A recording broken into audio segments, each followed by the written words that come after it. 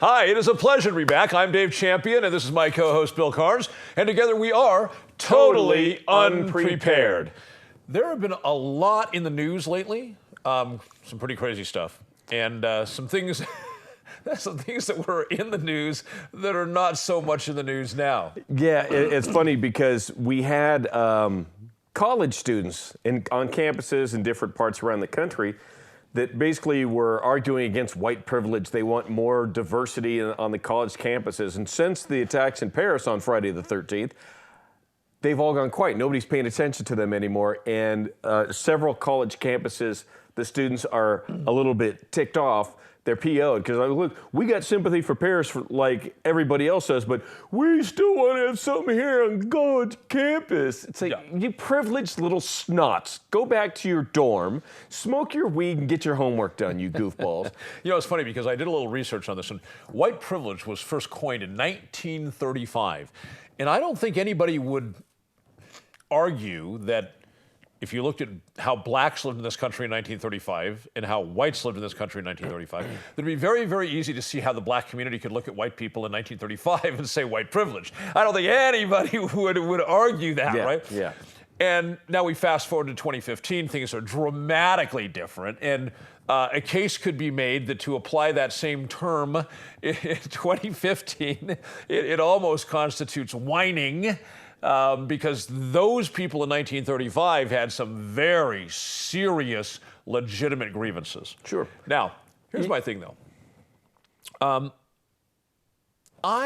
a much lesser extent, let's say this was how the difference between how whites and blacks were treated in 1935. I don't think it's like this today. Okay? Not yet. I think it's like this now. Okay. So my thing is, are they being whiny little bastards? Probably to a great extent they are. But if there's some perception, if there's some validity, like in one case, there was apparently a moderator of a debate threw out something that was perceived to be a racial slur, and the university did absolutely nothing about it. They didn't even censure the guy, right? They didn't even say, like, don't do that again. You know, all right, there's still issues. There's what we call there's soft racism, right? Yeah. Okay. So, you know, if there's some soft racism going on, all right, deal with it, because racism is never good, even in small doses. So yeah, it's not. And where you go around the country and around the world, different people will be victims of. Different groups will be victims of it, and it's part of the way humans are. There's just different things in humans that cause people either by a learned trade or by some sort of a secondary subconscious trait, that sort of things happens. I mean, I don't know that anybody's ever been born like Gandhi was trained to be. Right. We'd all like to be that way, you would think, but you know, it's just human nature is what it is, and you'll never completely eradicate it. So, you know, we want to deal with it as best we can, but keep in mind, right now on a legal note, the only race, if you want to call it that can be discriminated against legally is whites. Everyone else, it's illegal to discriminate against them. Whites are the only non-protected class in American law right now. You know, my thinking is that when you talk about the culture and getting it out of people, you know, it's funny because we begin teaching our young people at an early age, you know, 2 + 2 = 4, and then we want to teach them biology, and then we want to teach them how to balance their checkbook, and then we want to teach them how to write a resume and get a job. And all these things are very good, and they need to be taught. But it really does seem to me that the future from this day forward, moving forward, that the world would be, in just 2 or 3 generations, the world would be a dramatically and fundamentally different place if everybody started training their children away from that fundamental, that tribalism, training their children from a young age to be more, to use your example you gave, more Gandhi-like in their view. Okay, or if I may, not that I'm in any way comparing myself to Gandhi, but I've done a lot of work to purge all that stuff from myself, you know, racism. I didn't pick up a lot of racism, but as you say, it's a natural thing. So, you know, to get rid of that and say, that's not going to be a part of me and I'm not going to do that. If kids were raised to get rid of that and to not feed into that, what would the world look like in 2 generations? It's not unheard of, Dave. The first 2 or 3 years of a school child's life in Japan is spent not learning the ABCs and numbers. They're learning how to be good people, how to get dressed, how to take care of yourself, how to do things around the house, how to act around in public areas, how to be a good family member, how to be good to society. They're taught how to be good people in school first, and then they're a little bit older. But now that they've got their stuff together, they know how to concentrate, do homework, things like that. They understand the importance of these things. Then they're given that and they accelerate. So it's certainly not an unheard of concept. It's been happening in Japan for generations. So let's talk a little bit about Paris and Friday the 13th and the movie? No, that was the date that it all went down. You know, I think, to me, the big takeaway message from this, and I'm sure it's the same as yours, we have not talked about this, by the way, is be armed. I mean, you think? Yeah, I mean, 2 guys killed 89 people at that concert hall. 2 guys killed 89 people because they had nowhere to go. They couldn't go there fast enough because people start heading for the doors, and it creates a funnel. Fatal funnel. Right, and they get stuck and they can't get through. You've got 100 people trying to get through a door that'll only let 7 people through at a time, which means you've got a backlog of people pushing. There's a lot of nice backs to just plow rounds into, right? Some people just lay down. You know, the gunshots start, they lay down, and they walk around. You know, it's a horrible, horrible picture. But that venue holds 1,500 people, and it was sold out. Okay, so what would have happened if just 10% of the people had been armed? Imagine if only 1 or 2 people were armed. Right. And trained. Right.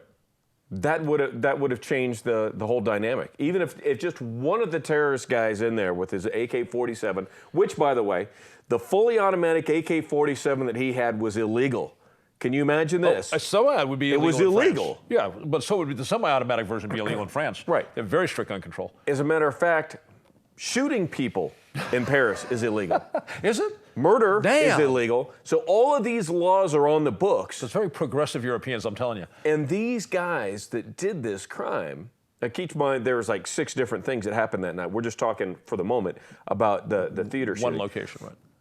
These guys violated all kinds of laws to commit that crime. Yeah. So, and I'll talk about this. Are you telling me laws don't protect people? I'll talk about this more in my segment, but if there's a place that you go normally, like say you normally would carry a gun and you would go to this place and it says no firearms allowed, turn around and go somewhere else. Because otherwise you're going to be a victim. It's so funny because I did another angry truck rant on this subject 4 days ago.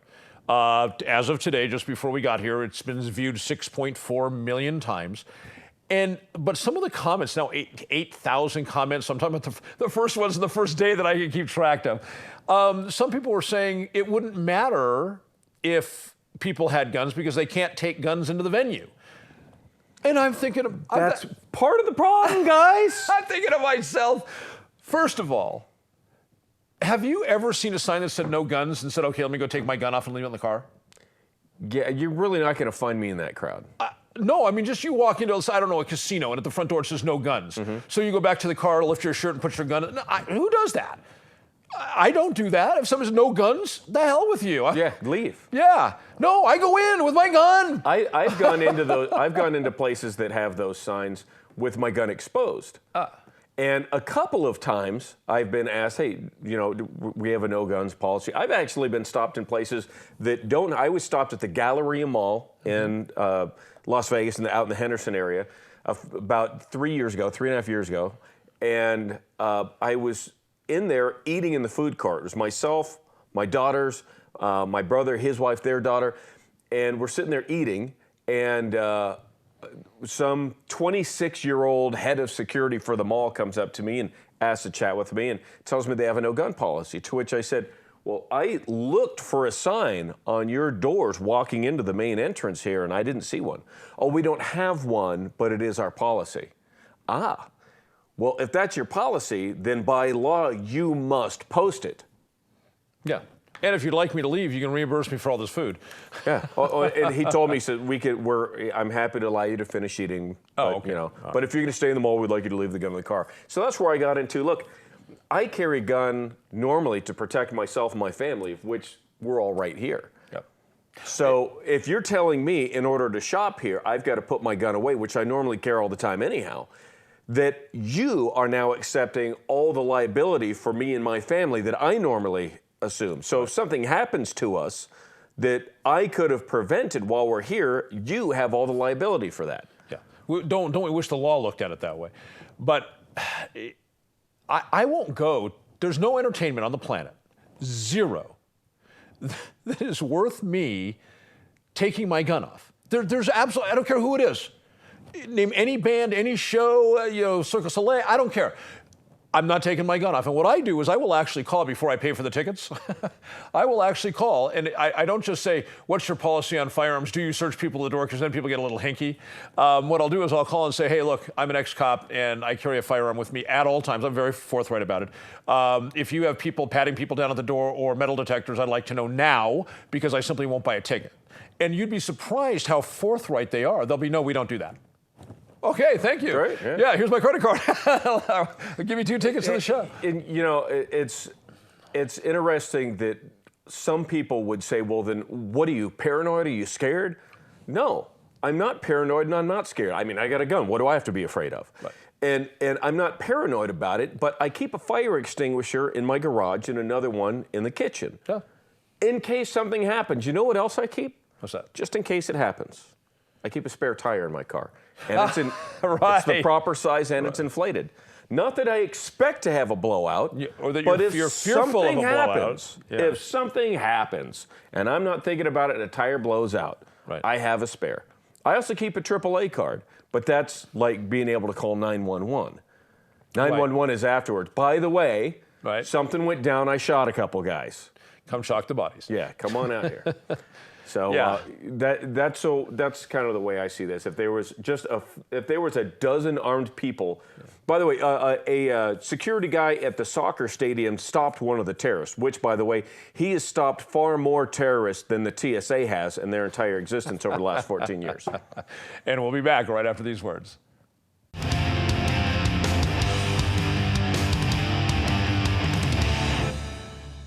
We are back, and now it's time for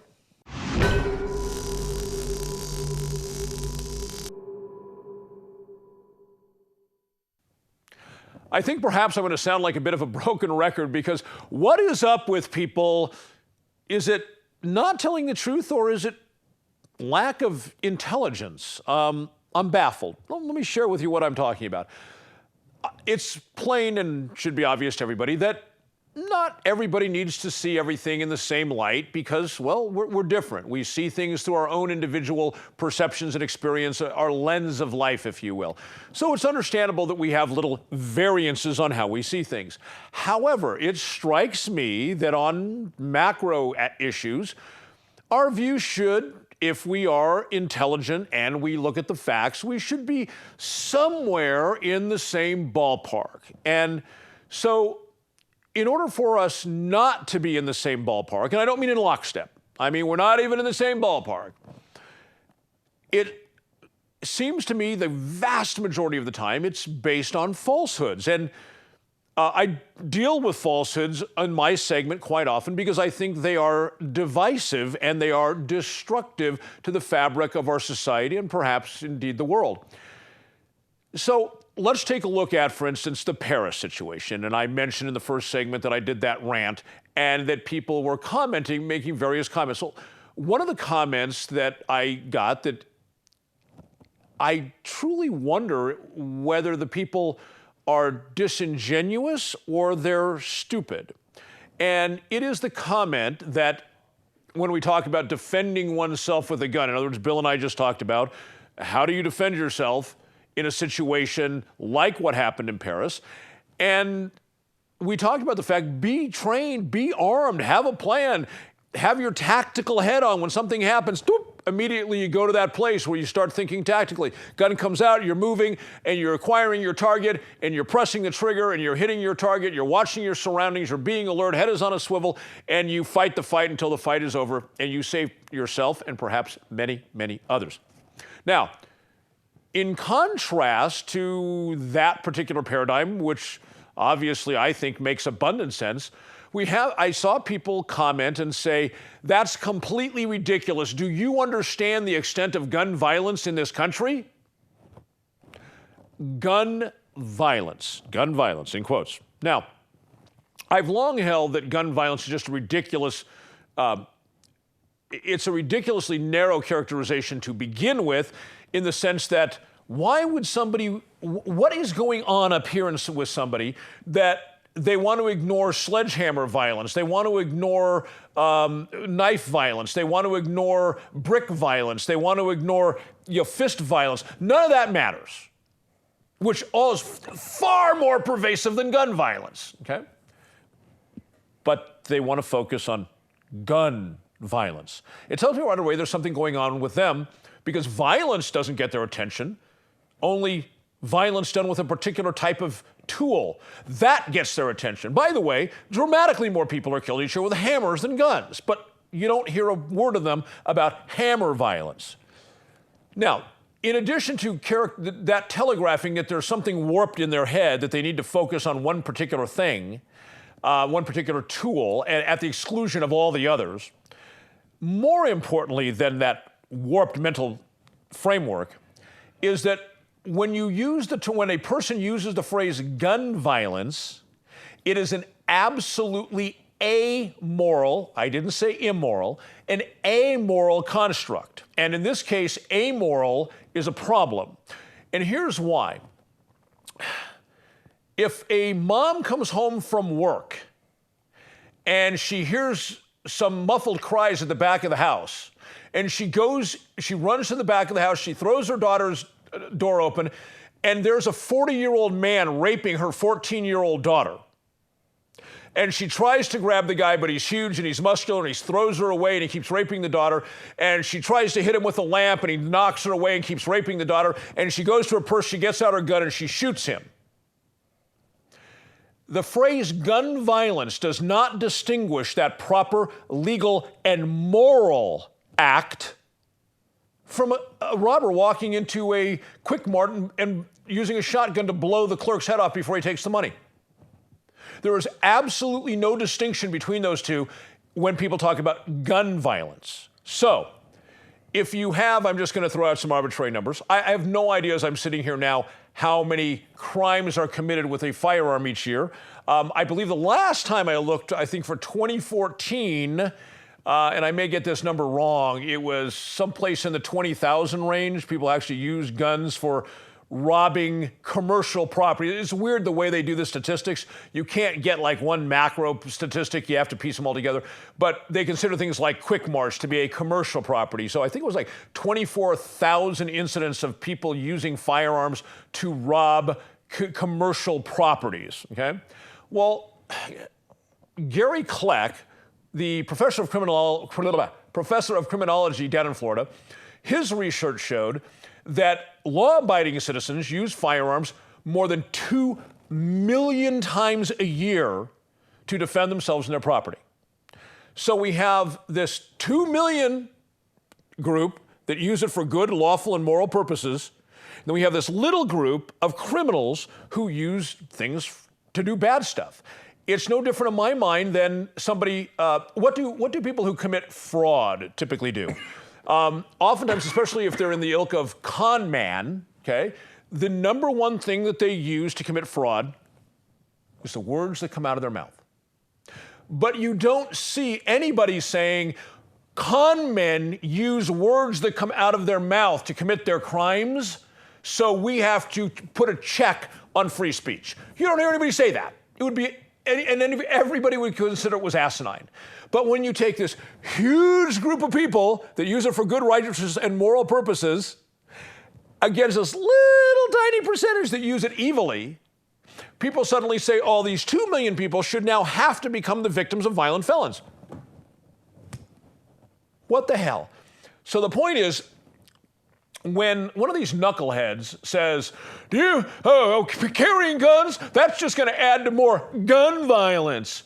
Understand that what they're saying is that they draw no distinction. Either they don't draw a distinction or they're so stupid they don't know about it. Okay? But I'm going to go with they're not that stupid. They don't draw any distinction in their argument between these people that use it for lawful purposes and these people that use it for criminal purposes. What kind of asswipe would do such a thing? Who would want to use that as an argument?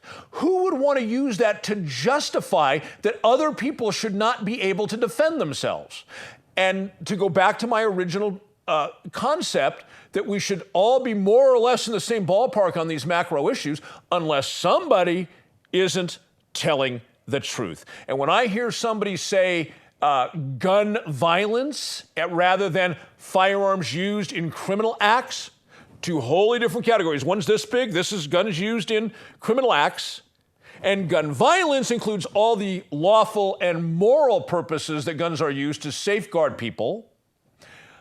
I can only assume that the person is a completely wretched human being. Bill? To take the aspect of somebody using a gun in a violent crime, okay, we're talking bad guys here, and that it's the fault of the gun, is somebody taking the act of someone being a drunk driver and blaming the car. A lot of poor decisions and intents happened well before the gun was used or the car was used. Right. And in the UK, where they have incredibly strict gun control, I mean, France is one giant gun-free zone, and France's laws are nowhere near as strict as England's laws, right? And England's per capita violent crime rate is 6 times that of the US, okay? Because the criminal element knows that there's nobody and nothing that can stop them. Yeah, and they don't have the right to defend themselves either. There was a girl who was a high school girl just about 3-4 years ago. I think I was still doing radio at the time, who was 17 years old, if I remember right, who was a martial arts student. And she and a couple of her friends were walking down the street. They get jumped by a couple of guys. She ends up kicking the hell out of them. She got prosecuted for kicking the hell out of the guys. Another case, guy was burglarized for the 3rd time in a very short period of time, like 7 weeks, and he had his double-barrel bird gun, right? Which is about all you can have when you live in rural England, okay? And he lit one of the guys up. He's now doing 7 years because this guy was coming at him thinking, as the criminals in England do, this old man cannot do anything. I can go over there and beat him to a pulp and take everything he owns. There's nothing he can do to me. And the guy came up with his shotgun and lit the guy up. And now the homeowner, who has been victimized for the 3rd time by these guys, is now doing 7 years for shooting the bad guys. Yeah, so then the answer there in England is either continue to tolerate this crap or you lobby Parliament to change the laws, and if that doesn't work, the rest of his buddies that are the old men with the double-barrel shotguns, take them to Parliament and encourage them in a different manner to actually change the laws. One of the MPs, one of the British parliamentarians, actually said, this goes back about 3 weeks ago, that upon reflection, he believes that the UK's anti-gun laws are overly strict. You think? And you know, a lot of anti-gunners actually use the UK by saying, look at the number of gun deaths, the gun violence, the gun crimes that happen in England. They're so much smaller than the US. Okay, you're right. But let's put this into construct here. Yeah, they have a knife attack every 4 minutes in England. Yeah, where their violent crime rate is 6 times that of the U.S. They are 6 times more likely. And also, if you take into account... And that's violent crime, not just crime against property. It 6 is. times the violent crime rate. If you take some of the most violent anti-gun cities that we have in the United States, we're talking Detroit, Chicago, New York, areas like that. Newark. These are areas where people don't have guns. They are restricted from carrying guns. The crime rate has skyrocketed. We have areas. Hillary Clinton recently lied in her last debate over the weekend. She said since the previous debate a month before that, 3,000 people had died in gun violence deaths when in fact the number was 1,000. The vast majority of that was in gang-related inner cities like her beloved Chicago, where she's from. She also said that there had been 21 mass shootings when in fact there had been none, and that just the prior weekend, 3 people had been killed in a mass shooting in Des Moines, Iowa, when in fact only 1 person had died in that shooting. 3 people had been shot, but 1 person had died. I absolutely lied through her teeth. So these, again, we've talked about this before. You brought this up in a rant not long ago, where when people lie to try to solidify their position, that it just discounts everything that they say. It does, and probably even more important than that, it skews the debate and it robs all Americans of their ability to hear the truth. And we'll be back right after these words.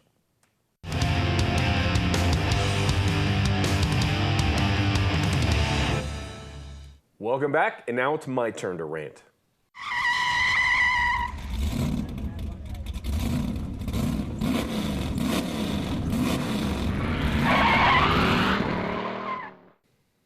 You know what really grinds my gears?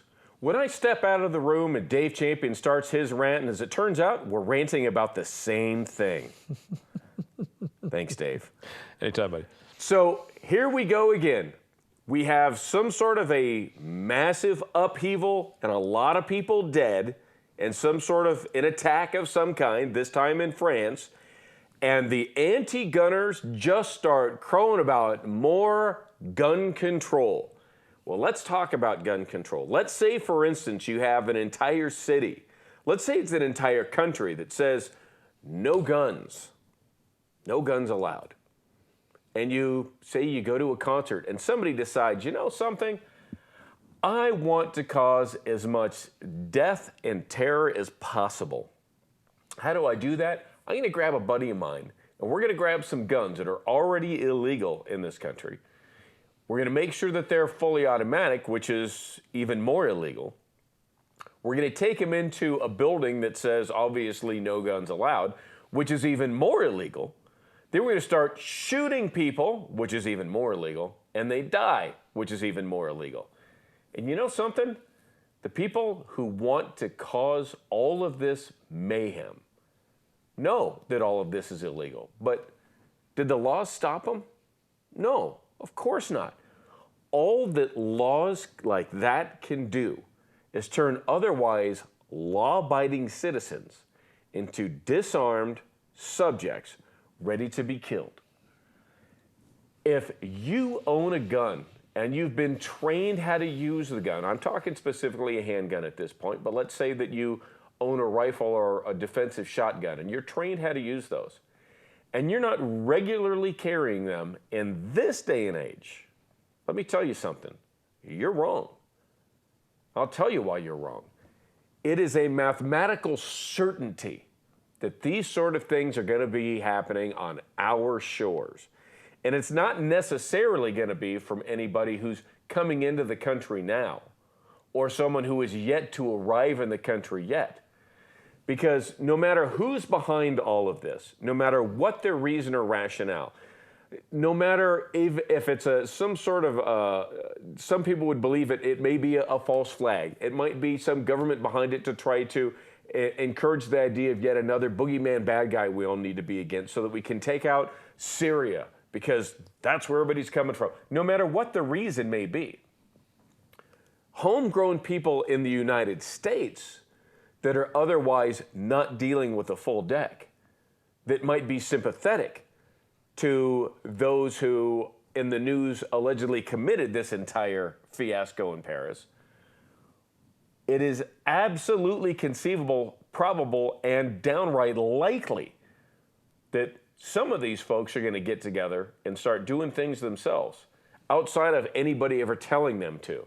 Maybe in the name of Allah, maybe in the name of Xanax. Who knows what it's going to be in the name of? And the only way to stop a bad guy with a gun is to use a good guy with a gun. And if you think calling 911 when the bullets are flying is going to save your life in the midst of an active shooter, many, many, many people have died thinking the same thing on the phone when they got shot because they didn't have a gun. So if you have a gun and you're trained to use it, keep it around. If it's a handgun, carry it everywhere that you can.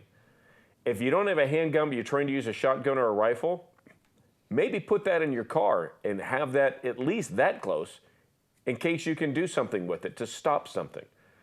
If you don't own a gun, but you think maybe you should, or if you own a gun and you haven't been trained with a gun, if you need the training, for God's sake, get the training. Because your life and the life of your loved ones, your friends, and the people in your community and your neighbors very well might depend on it. Now, when the anti-gunners like to say, oh, you're being paranoid. No, I'm being prepared. If you want to bury your head in the sand and figure that, you know what, everything will be okay because this stuff just doesn't happen, you're going to find yourself at a rock concert on February 13th, 2015 in Paris. Oh, guess what happened there? Yeah, a lot of people died. A lot of people died believing that everything should be okay because they didn't take their own safety and security into their own hands. They didn't take their personal security seriously enough. And the country said you can't do it. If there's a mall that you would normally shop at, go do some Christmas shopping, and they have a sign that says that there's no guns allowed in there, they have a no firearms policy, don't even walk in the door. And call the retailers you were going to go to and call them up and say, look, I had been planning on spending several $100s on Christmas gifts in the mall and in your store. But I'm not able to do that because the mall has a no firearms policy. One of the favorite places that these terrorist type of people have targeted over the years is busy shopping malls during busy shopping times. And I always carry a gun for my own personal safety. I'm not going to be a victim of that kind of crime, and I'm not going to subject my family to it either. You can even lobby the mall management to try to get them to change their mind. Use a little bit of common sense with them and say, look, terrorists have historically had several of these incidents. There was a massive one just last year in Kenya. Massive one. They killed hundreds of people in this mall. A lot of people in the U.S. don't know about it. You can look it up. There's all kinds of surveillance video. Some of the video was actually destroyed by fire because it got so out of hand. So if you're not carrying your gun, you should be. If you're thinking, maybe I should ought to own a gun and learn how to use it, you're right.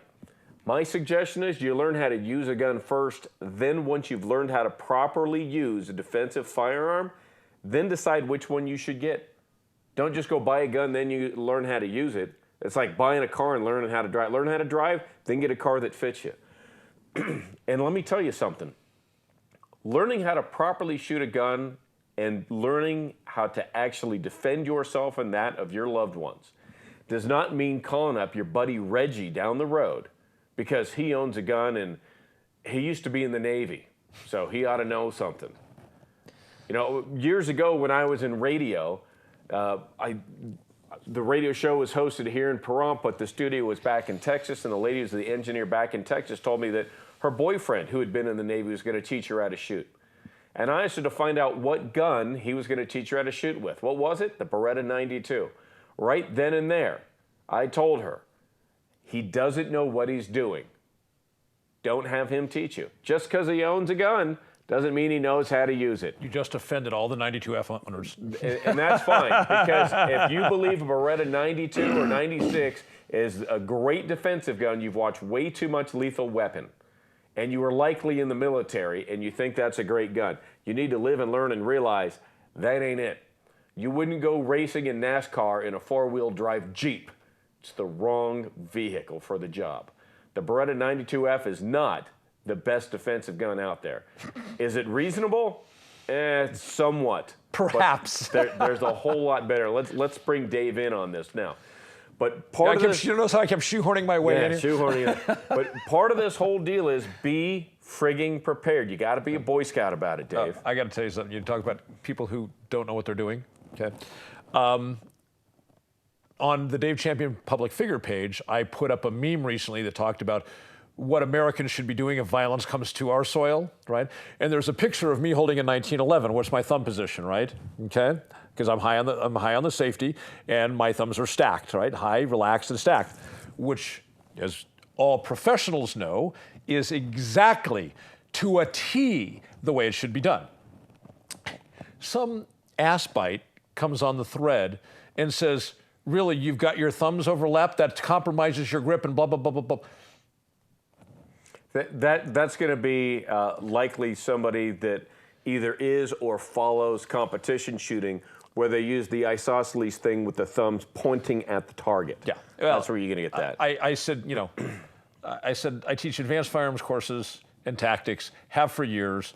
I said, I've taught in the past handgun combat master, so perhaps you'd like to come out to my classes and learn something.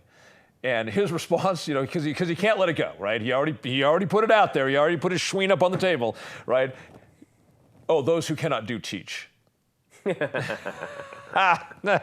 those who cannot teach college. No, my response was, and those who have 1/100th the actual experience in the field of being out and doing it for real, say those who cannot do teach.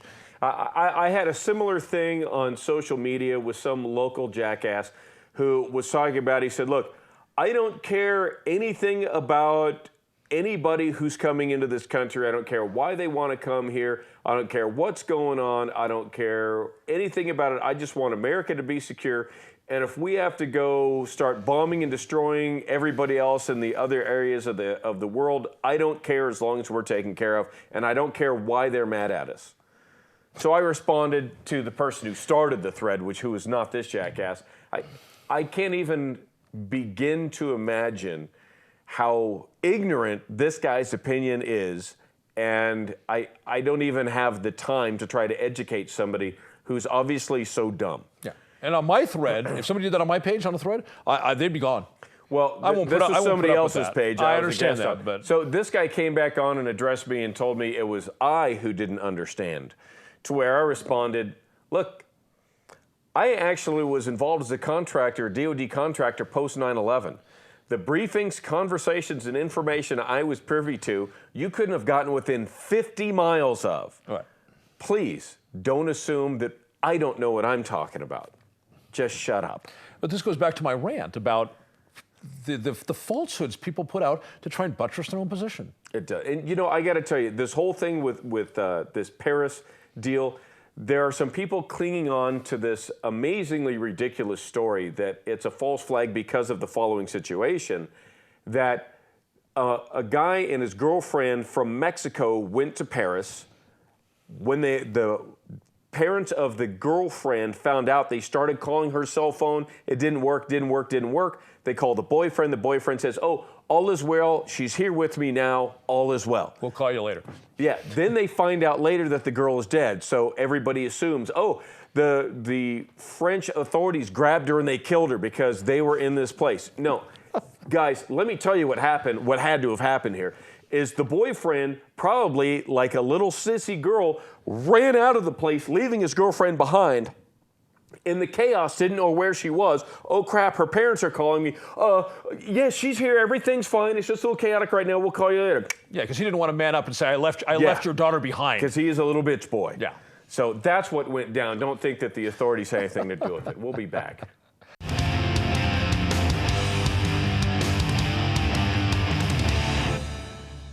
Welcome back. No, it's me. Segment 4, where we go through viewer emails that you can always send to us, daveandbillshow@gmail.com.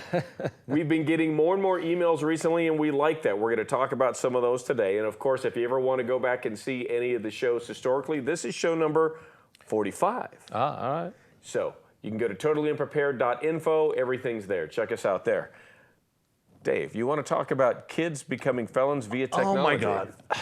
You've heard me say in the past, sort of as an intro to the main topic here, that I think it's absurd that these, okay, I'll set the scenario. Smoking hot 32-year-old teacher ends up having sex repeatedly with a 16-year-old boy that in her school, where she teaches. And, you know, the boy is ecstatic. He's going around high-fiving all of his buddies at school. It's the time of, you know, there's nothing in his 16 years of life that has been as much of a pinnacle of accomplishment. And all his buddies are jealous. Oh, yeah, right? And then eventually somebody rats it off, and suddenly he's a victim, right? Guys, Any one of you in that situation would imagine you are a victim? If so, go to your wife and get your balls back from the lockbox. Yeah, if you're getting laid, you're hardly a victim. Right. So, but now, sort of as an adjunct to that, apparently there was a situation where in this high school, kids were taking pictures of various body parts and they were texting them to one another. Okay? It now becomes child porn. I guess, right? I hadn't thought about it in those terms because, I mean, well, I don't know how many stories I can tell here. When I was in 6th grade, we had a 6th grade graduation party. Who has 6th grade graduation parties? I didn't even have that. I graduated once in school from high school. There was like no parental supervision. And like, I was in the bushes with girls like with their blouses open in 6th grade. I mean, so. Yeah, but if you took a picture, now we're talking an even bigger Well, here we go. Yeah. But my point is, kids do this, right? And when they get into adolescence and their hormones start raging, they do all sorts of sexual things. And I imagine most parents would rather have their kids exchanging some photographs of body parts than banging it out and getting pregnant. Okay, I don't know. So. You're making wild assumption there. I am. There's always, those checks from the government if you get pregnant. Anyway, so now I'm reading this article about this little group of students, big group of students, apparently, who was fairly prolific around the school. And now they were in the article, they were talking about charging them with felonies and that they were going to be registered sex offenders. Yeah. I'm like, what are we doing? Totally in contrary to the intent of the law, I'm sure. Oh my God! But even if that was in some weird fashion considered the intent, what are we doing? We had this thing in South Carolina where that cop smashed that girl on the ground because she sat peacefully with her hands in front of her and said no. Yeah. And now.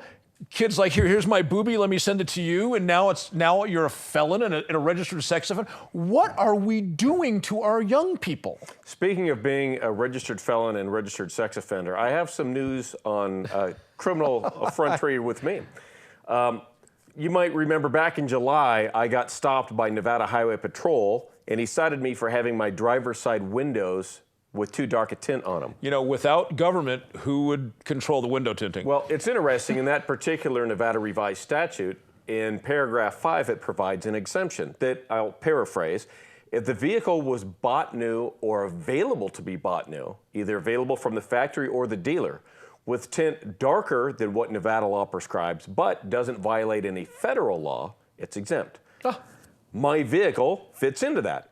It was originally sold new in Southern California. I got a Southern California dealer to look up the VIN and actually write me a letter confirming, in fact, it was available 5% tint on the rear windows and rear windshield and 15% for the driver's front windshield. So I actually I put that together with a copy of the citation, a copy of the law, highlighted that paragraph, and I wrote a 1-page motion to dismiss and submitted it to the court and the DA. Did you mail it in or did you walk it in? I walked it in. Okay. It took him 10 days to walk it from the clerk's office through the door to the DA's office, however.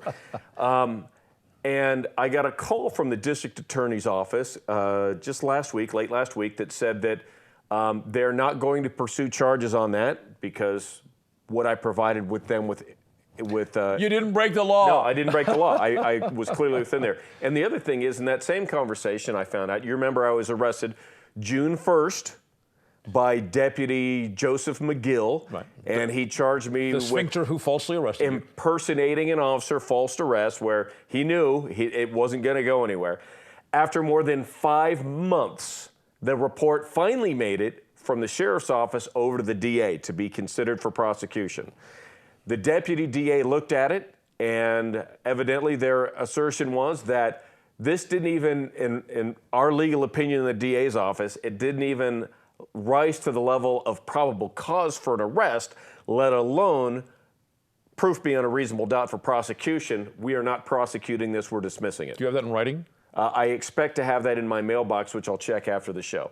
I was asked if I would get these things in writing. Somebody needs to be held personally liable for making a false arrest. So, what a piece of crap that guy is. Anyhow. And I see him around, just every time I see him, I just want to walk up and bitch slap him to the ground. Something tells me he'd probably cry What a about piece it, of crap. He's walking around with a badge and a gun, and he's nothing but a little piece of crap. And you know what? That guy retired from the same department I worked for. Yeah.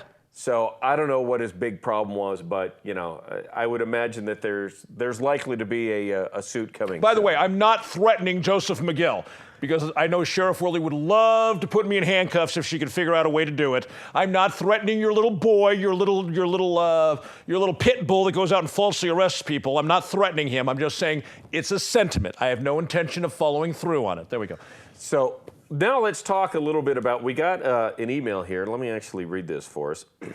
From one of our viewers up in Arlington, Washington, a guy named Don. He says, guys, what are the targets? All seem to be soft. Tell us about the message ISIS is trying to send, their tactics in doing so, and what's your takeaway, and what is your takeaway from it?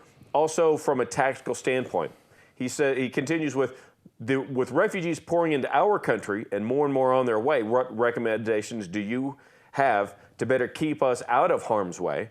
And lastly, in the unlikely event we find ourselves facing a situation like we've seen in France, where we're faced with an attacker wielding an AK-47, can you run some scenarios on how to successfully combat the situation, your friend in Liberty? Okay, so first of all, let me say thank you, Don. Second of all, that would require an entire show. It would. Let me start with just 2 quick points, then I'll let you carry on. Number one, let us never, ever forget, ISIS is a CIA creation. They remain to this day funded, trained, and controlled by CIA.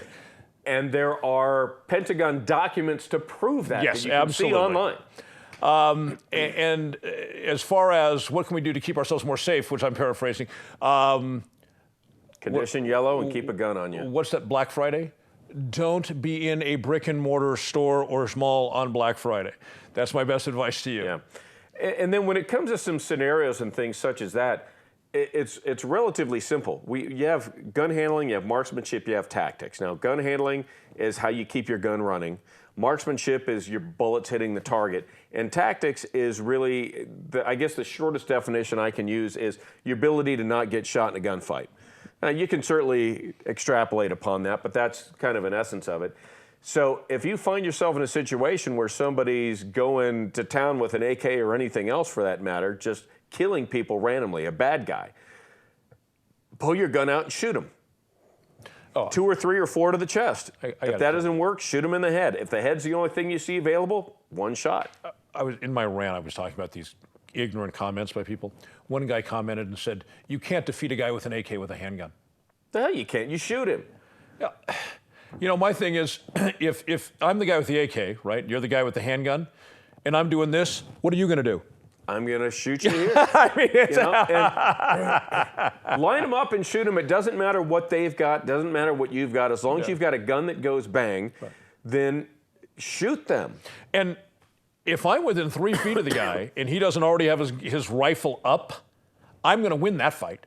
Oh, yeah. Because he's got this big, long stick he has to control, and it allows me to control it long enough. You know, but people are idiots. They don't know what they're talking about. And even at distance, I mean, you could proverbially like lay down and play dead for a moment, look through your eye a little bit, and when he's not pointing his gun at you, that's when you bring it out and shoot him. I mean, when you're in a gunfight, you fight to win. It's not rules. You fight dirty, if you will. Yeah, what's that expression? My best shot is a back shot?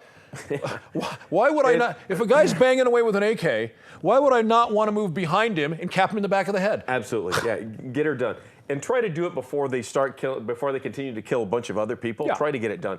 I was having a discussion with a guy last night.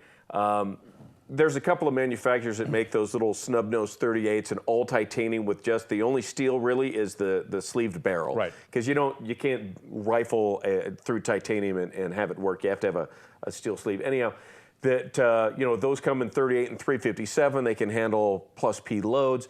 And yeah, but those things are really hard to shoot. And my response is, look, the day you shoot for blood, you're never going to feel that recoil. Right. You're probably never going to hear the bang. Right. There's so many things that you're going to exclude that when you're practicing are part of the deal.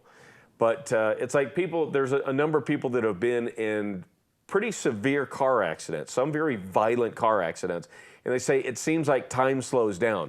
I didn't hear this, I didn't hear, this is the same sort of thing.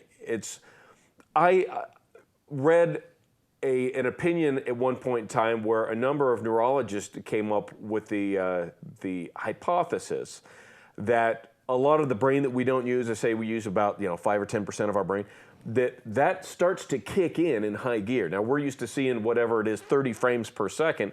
When the brain kicks in, Right. it's now feeding you 180 frames per second. Which gives the effect of slowing everything down. Yeah, it gives First that time effect. I ever brought my gun out and pressed the trigger for real, same thing. I was amazed how slowly I was moving, and fortunately he was moving even slower. Yeah. Yeah, I know a guy that was waiting on his front sight to resettle so he could get his fire-up shot as he's literally seeing the slide come back and the shell casing ejecting, and he's, like, why is this gun running so slow so he could take the shot? Later, the guys that were with him says, we've never seen 2 shots fired so fast in our lives. I watched dash cam video of a Nye County deputy, TK, who took out the guy that had killed Ian Deutsch. I was actually on the shooting review board for Nye County Sheriff's, so they knew I wasn't a cop. And he fired 3 rounds into the guy's back. Good back shot, and those 3 rounds came really quickly. Yep. Bam, bam, bam. All good, tight group. Good for TK. That's what happens. I'll congratulate him when I see him at the gym tonight. I'll show you the video sometime if you want. I still got it. All right. Thanks for being here. We'll talk to you next week.